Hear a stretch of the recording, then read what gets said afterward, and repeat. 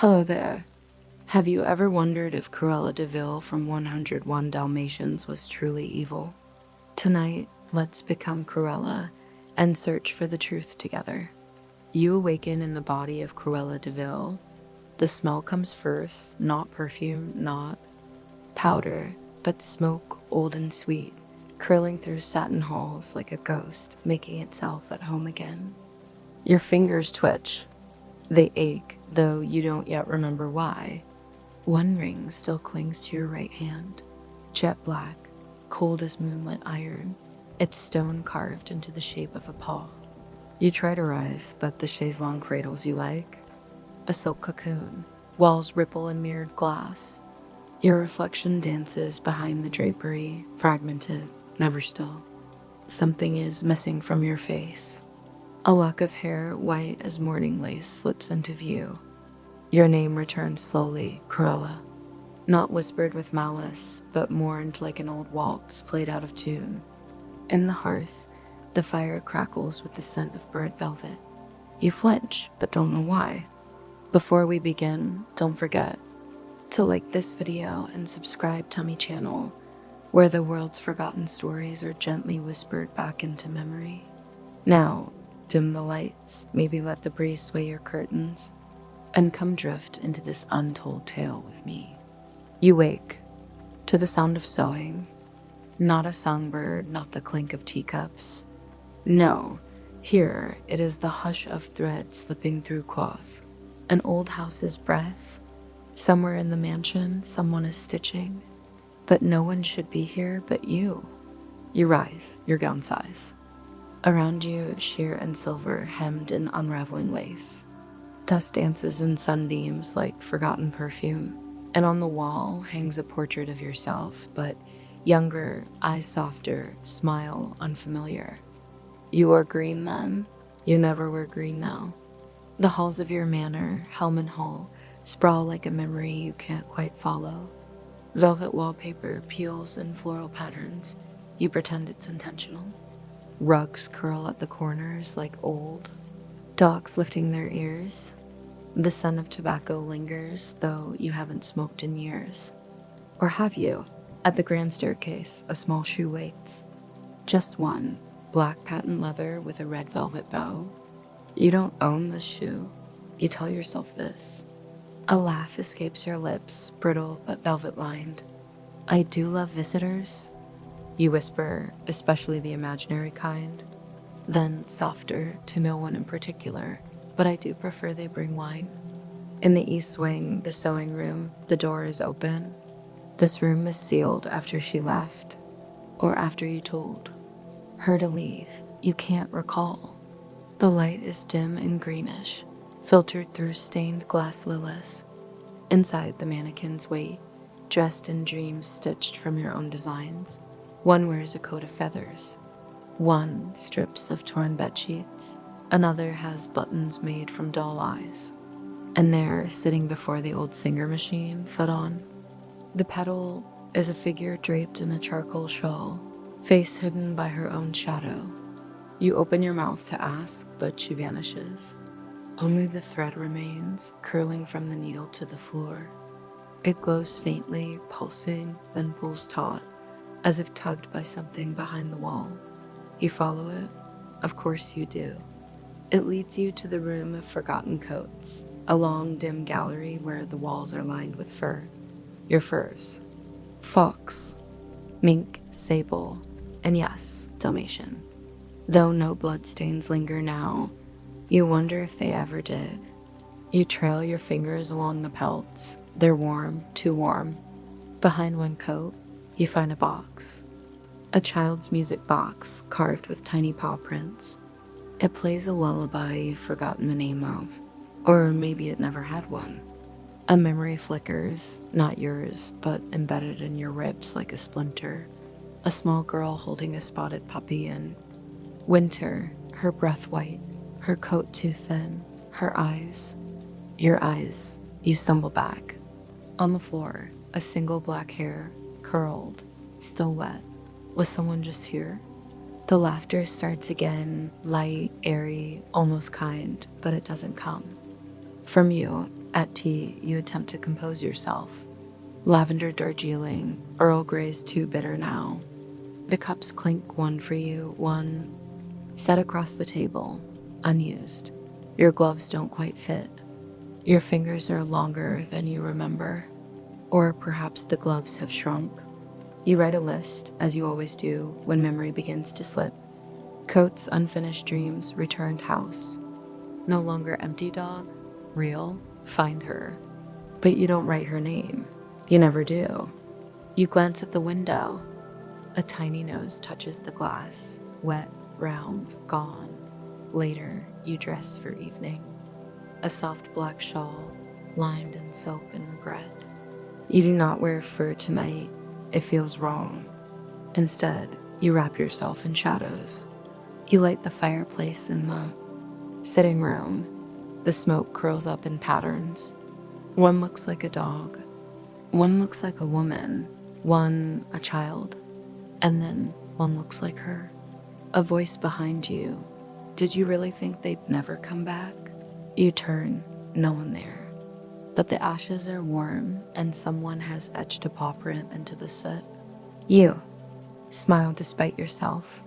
Haunted, you say aloud, is such a strong word. Then you laugh, but accurate, and for a moment you wonder, were the coats ever real? Or were you only ever trying to sew warmth into your bones? The garden is not where you left it. You remember hydrangeas once, proud, thundercloud blue, and the tiny lilacs your mother favored, whose scent clung to her wrists like whispered apologies. But now, only the gate remains, crooked on its hinge, trailing ivy like unraveling thread. The stone path is mossy, wet. The air smells like forgotten birthdays. You step barefoot onto the grass. It does not welcome you. A breeze grazes your cheek like a memory pretending to be a kiss.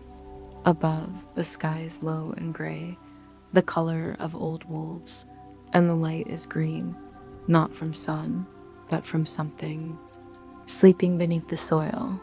Here in the ruined center is the fountain, dry, cracked, but still standing. A single black rose grows from its basin. You kneel beside it. The petals shimmer as if bruised. When you reach out, it opens, not like a flower, but like an eye. And around it, faint in the soft earth, are paw prints. Small ones. You press your hand beside them instinctively. Your fingers are longer now. Too long, like they were meant to pluck threads from ghosts. You laugh gently. Well, at least they haven't dug up the begonias. Then softer, not that they ever liked those. And then to yourself, a whisper, can flowers haunt the gardener? You rise and follow. The prints. They dart toward the edge of the garden, where twisted hedges and half-dead statues mark the border between memory and madness. The air thickens. The hedge parts. There, standing, head tilted, is a Dalmatian puppy. You freeze. It's not real. It can't be.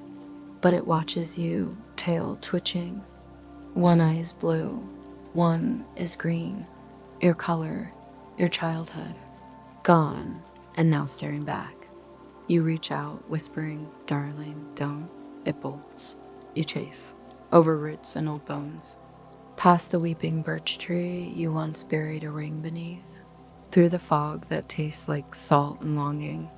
The pup's prints leave little impressions in the damp leaves, leading to the gardener's shed, rusted, padlocked long ago. The door creaks open for you. Of course it does.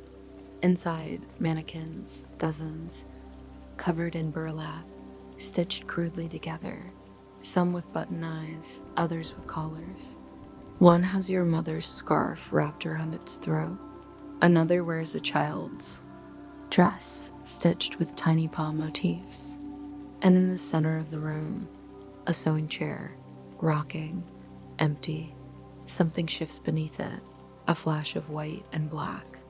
The puppy, a tail, a ribbon. You step closer. On the seat, written in chalk, you promise no more. You touch the word promised and it flakes into nothing. The rocking stops. And you feel it, then a pressure behind your sternum, like a hand pressing inward from the other side of your ribs.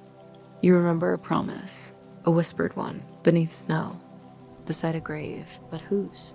You back away. Your heel catches a spool. It unravels, red thread spinning in dizzy spirals. You hear laughter, but it's yours this time, lighter than it should be.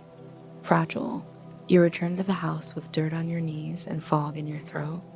Of the mirror in your hall, you see it clearly now. Your reflection has begun to smile before you do. You narrow your eyes. Don't mock me, darling. Then sigh. Unless you've got a better coat design. Behind you in the mirror, something flickers, not the puppy. Not the mannequins, but a silhouette, tall, fur-wrapped, familiar. Mother, you whirl. Only dust and an echo. Not in sound, but scent. Violets and cigarette smoke. That night, you dream of a garden not ruined, but blooming. You're young. The grass is soft.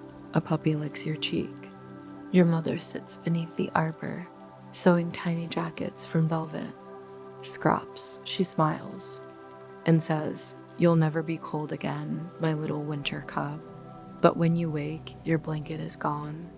Your room smells of damp earth, and at the foot of your bed, a single black rose, still open, still watching.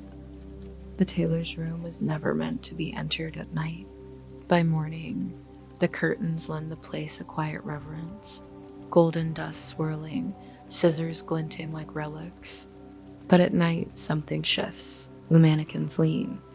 The bolts of cloth breathe, and the thread hums as though strung tight between two worlds. You stand in the doorway, candle trembling in your hand. There is no wind, yet one pattern flutters, white silk spotted in black, unmistakable. You never ordered that print.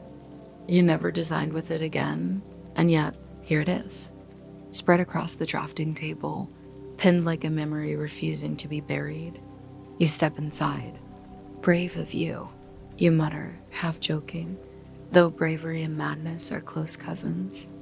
A thimble topples. The sound is small but sharp, a note struck in the silence. You peer beneath the table. No one, but something has scratched into the floorboards. You love them. You kneel. Your hand traces the letters. They're carved shallow but fresh. The wood curls still lie like shed skin. Beneath your fingers, a splinter slides in. You wince. A drop of blood beads.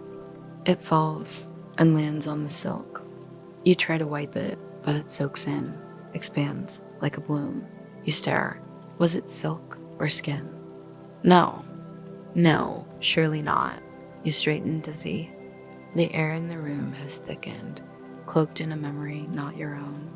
100 heartbeats, tiny, trembling. The sound of yipping, the smell of straw. A door creaks open behind you. The nursery. You haven't been in there since the scandal, since the fire, since the silence. But now the door opens of its own accord, revealing the little room with pale walls and faded wallpaper, once adorned with bounding puppies and bones. You step in. The rocking horse rocks gently. The mobile turns above an empty crib, and on the pillow, a single collar, too small for a dog, too small for anything real. You pick it up. Your breath catches. Etched into the leather, Estelle. That was your name before Cruella, before the winter, before the world asked you to wear teeth as jewelry. Your knees go weak, and then the whisper, soft, childlike. "Are you cold now, Estelle?" You spin, but there's no one there. Only the wind chimes on the window, spinning without breeze. You hold the collar to your chest. It smells faintly of milk and lavender. For a moment, your mind folds into itself. You remember a child's laugh, a tail wagging, a warm spot beside a hearth, a little girl saying, "We'll never hurt them." "Right, Mummy." And your voice, your old one, replying, "Never. We loved them too much, but then the laughter was gone." The girl, too. You remember fur in your hands, but you don't know if it was wrapped in affection or revenge. You remember fire. Not warmth, just ruin. In the morning, you bury the collar beneath the black rose in the garden. You don't say a prayer, you just hum. A tune your mother used to sing when brushing your hair. It doesn't stop the earth from shivering. Later, you attend tea with your reflection again. She is far too smug today. Her mouth quirks a second before yours. You sigh. If you know so much, darling, why don't you explain the ghosts? She does not answer, but the glass fogs. A heart appears, drawn in vapor, then smeared. By what? By whom? That night you refuse the bedroom. You curl instead, in the drawing room, under a tapestry of a hunting scene, now cruel in its detail. Hounds with mouths open in frozen delight. The fire crackles. From within it, for just a moment, you hear barking, soft, hopeful, and then a whimper. You do not sleep. But you dream anyway. Of hands that once stitched for warmth, not wealth. Of promises made under stars too shy to shine. And of love, once loud, now buried under layers of fur and frost. The house does not remember you kindly. It creaks when you move. It sighs when you rest. Its doors open for shadows but resist your hand. And though you are its master, always were, it behaves now like a widow unsure whether to mourn or resent. This morning, the kitchen floor was covered in soot, no fireplace nearby. Just paw prints, ash black, in clumsy zigzags toward the larder. You followed them barefoot, your steps overlapping. They ended beneath the spice shelf, just below the jar of angelica root, your old remedy for fever pups. That jar was shattered. But there was no glass. Only a single puppy tooth, small as a pearl, lying on the stone. You picked it up, held it to the light. It shimmered, not white, but opal, as if it remembered rainbows and milk. And behind you, just faintly, you heard a giggle. Too small to be your own, too close to be memory. You dress in mourning as you used to, but not for them, for yourself perhaps. Or for the girl in the mirror whose name is almost forgotten. You wear black lace gloves and a hat too dramatic for any living hour. Your heels echo down the hall like accusations. On your shoulder, a fur stole. White, spotted, it always brings you comfort, or used to. Today, as you adjust it in the mirror, you feel it twitch. You laugh softly. Darling, if you're going to haunt me, at least be fashionable. Then a pause. I did always envy your coat. You wear it anyway. The city calls you back. The invitation came by Raven, or at least that's what it felt like. A black envelope, no stamp, smelling faintly of candle wax and nostalgia. Inside, only a single card, charity auction. New designs desired, old names remembered. You take the car. It moans, the engine is stiff. The seats smell like dust and perfume. You drive through rain that seems to fall upward, through streets that blink like eyes, unsure whether to wake or sleep. And the moment you cross the bridge into London, you feel it. They remember. Not you, perhaps. Not Estelle. But her. The woman with the laugh too sharp and the shoes too loud. The woman who wore cruelty like red lipstick, always smudged, always kissed. You stop at a light. A Dalmatian crosses the road with its owner. You grip the wheel. Your stole slithers down your arm like a sigh. At the gala, they whisper, "She's still alive?" Weren't there trials? I heard she only eats veal and vengeance. You smile. You glide. You are the ghost in the room no one admits to fearing. Your designs are displayed at the far end, bold, beautiful, too ahead for their time. Each piece hangs with its own plaque, but someone has scratched into one of them. How many paws? You don't answer. Instead, you sip champagne that tastes like memory and loneliness. A woman approaches you, young, severe, draped in white silk. I admired your old work, she says, eyes too sharp. But you vanished. Why? You tilt your head. Darling, sometimes the world turns its back before you can button your coat. She smirks, or before you can skin it. Oh, a bold one. You raise your glass in salute, to warmth however it's earned. Back home, the air has changed. You left the windows closed, but now the house is full of wind. It smells of rain and dog fur, and smoke. In the hallway, muddy paw prints wind in circles. You follow them upstairs. They stop before a door long sealed, the attic, locked, but now ajar. Inside, trunks of old patterns, sketches you never submitted, dolls and coats you never stitched. And on the wall, a mural half painted, a field, a forest, a girl and 20 spotted puppies curled in her lap. She has your eyes in the corner, barely visible, your signature, Estelle. You fall to your knees. The candle flickers out. In the dark, you feel them, tiny bodies pressing close. Not heavy, not cruel, just there, needing. You wake by morning with dust in your hair and red thread tangled around your wrists. No memory of sleep, only a whisper fading as you rise. You didn't mean to, did you?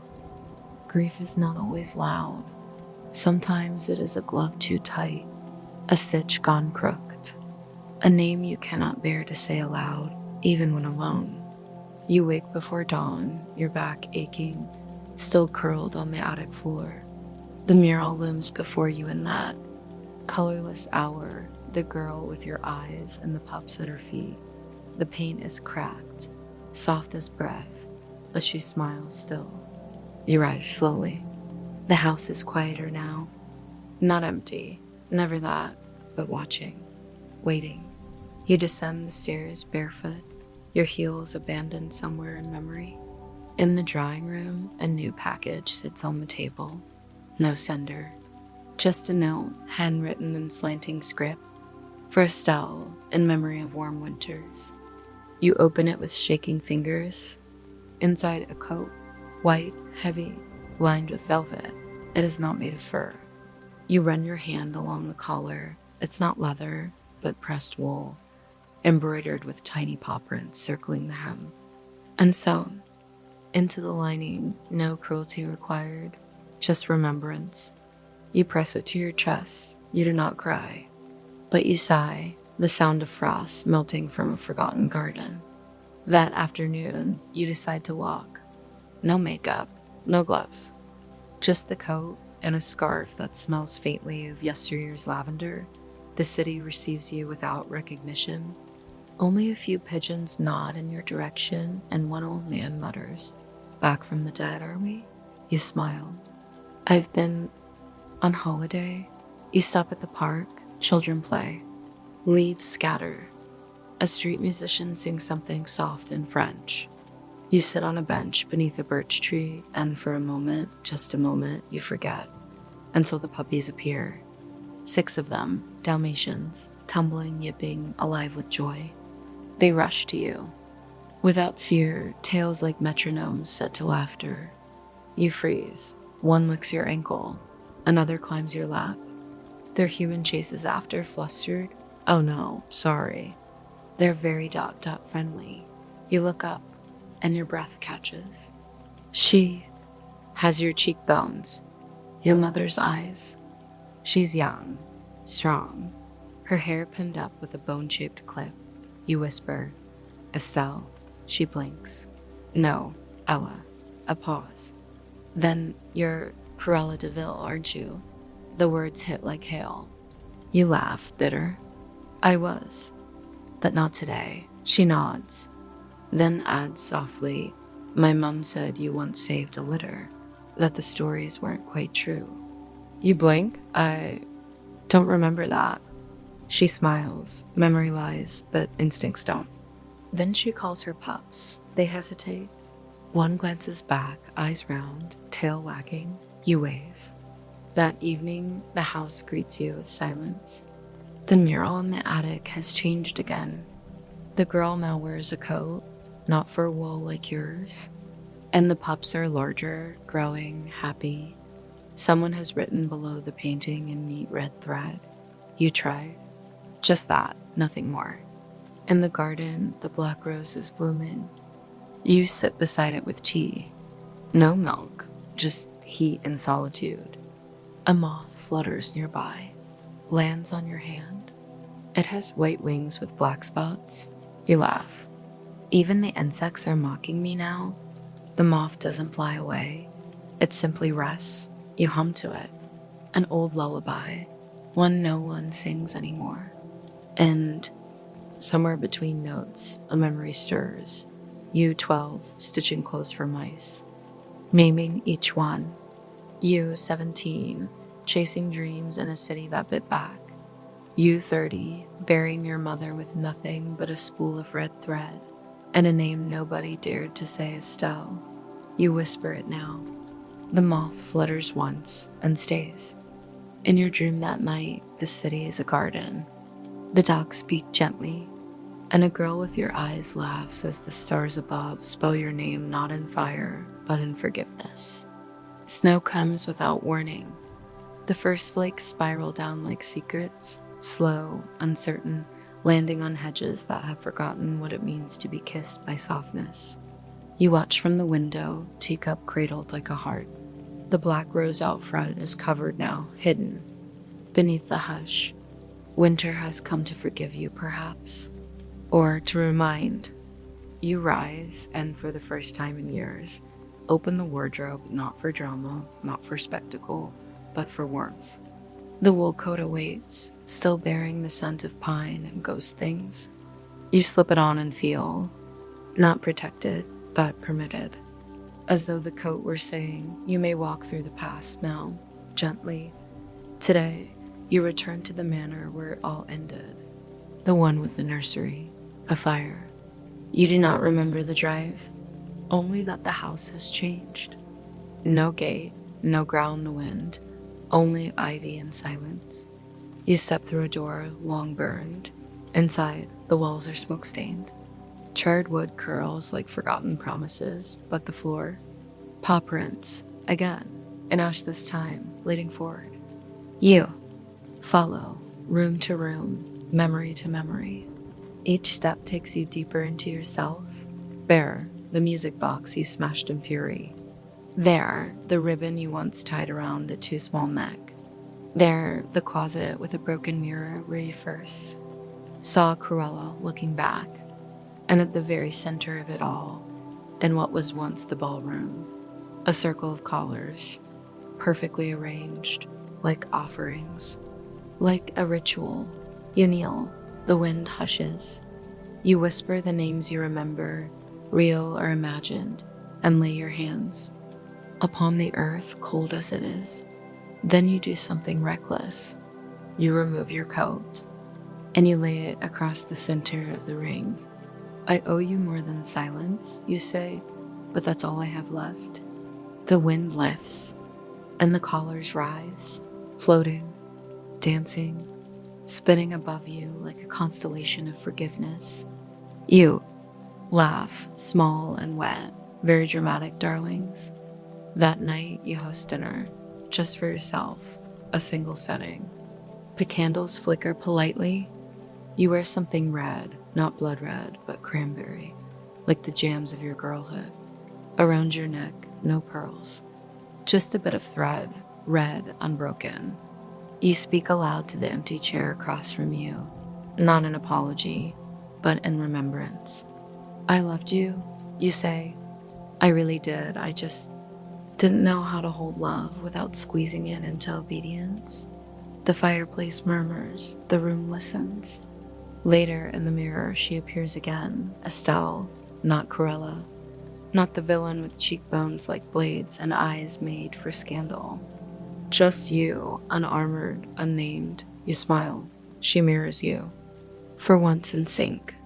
That night in dreams, you walk through a garden, not yours, but one you once imagined. The dogs run freely. The girl is older now. Wiser, she sees you and waves. Come play, she shouts, and you hesitate, hand to chest, then laugh. You'll regret that, you call back. I cheat at fetch. She giggles, and for the first time in what feels like centuries, you ran. Not from, but toward. In the morning, snow has thickened. The black rose is gone beneath it, but something blooms from the white, a sprig of red thread rising through frost. You do not touch it, you simply watch and breathe. Softly, the house is quiet now, but not empty, never empty. And now, my darling, let the storm drift past your windows. Let the hush settle into your bones. It's over. Not the story, no, but the need to run through it breathless. You've returned from the deep woods of memory, from smoke-stained ballrooms and icy gardens, from a life misunderstood and a self rarely spoken aloud. Estelle, you were never made of malice, only fabric pulled too tight, stitched by fear, lined with ache. You were fur not to conquer, but to shield. And when the world snarled, you bared your teeth in answer. But beneath all of it, there was a little girl with thread in her pocket and love on her breath. She never laughed. She only hid. And tonight, perhaps, she's found her way back. Not as the villain, not even as the hero, but as something quieter, a woman who tried, and who still, somehow, remembers how to hold warmth without crushing it. So rest now. Let the snow fall. Let the house sigh around you like an old friend, settling into sleep. You don't need to explain the barking in your dreams or the paw prints across your heart. Let them be. Let them linger like perfume, like memory, like forgiveness.